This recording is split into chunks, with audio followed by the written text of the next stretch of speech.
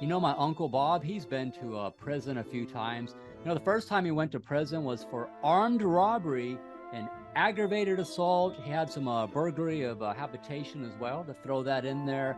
And, you know, he got paroled and got out. And, you know, he kind of works, he's worked different kinds of jobs during his life, you know, so he works, he has a job, you know, when he's not in jail. And the second time he was in jail, you know, he was in jail for manufacturing of a controlled substance, distribution. You know, he was, you know, selling some drugs on the side. You know, people want drugs, and so, you know, so yes, it's not.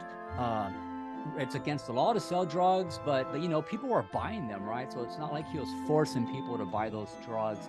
And so Uncle Bob, you know, he's in and out, and he's you know, likes to go fishing, and he also you know, sometimes he can be pretty handy around the house, you know, and he knows how to fix things. Well, you know, the most recent time for Uncle Bob being in jail right now is, well, you know, he got into some trouble with you know, a hit and run while driving while intoxicated, fled from the police, ended up getting in a fight, and they charged him, and he got convicted of aggravated assault, vehicular assault, resisting arrest, and assault of a police officer. So this time around, he's in jail for a spell. Probably be there for a while. But you know, my Uncle Bob, he's a good man. He really is. He's a good man. My Uncle Bob's a good man. And then there's Fred, the neighbor, and you know, Fred, you know, he likes to, you know, yeah, he smokes weed every day, and you know, he likes to drink, and although he does these things, you know, he's somebody that, you know, he can be okay sometimes. You know, Fred can be okay sometimes.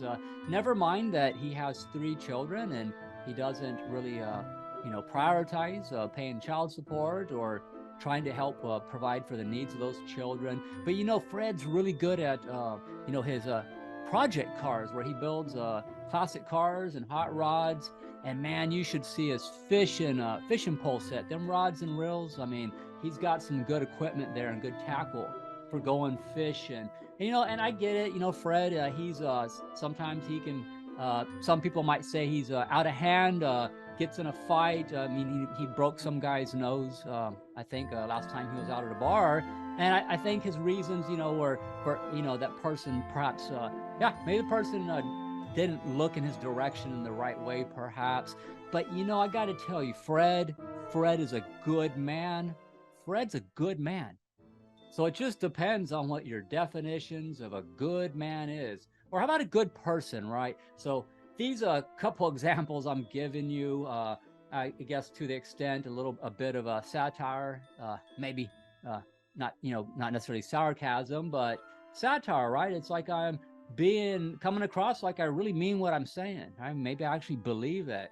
So it's a bit, you know, I would say satire when maybe on purpose I'm being ironical. But the truth is, people can have distorted views of what a good person is. So I see this happen a lot in relationships where people are connected to toxic people, types of codependency, if you will.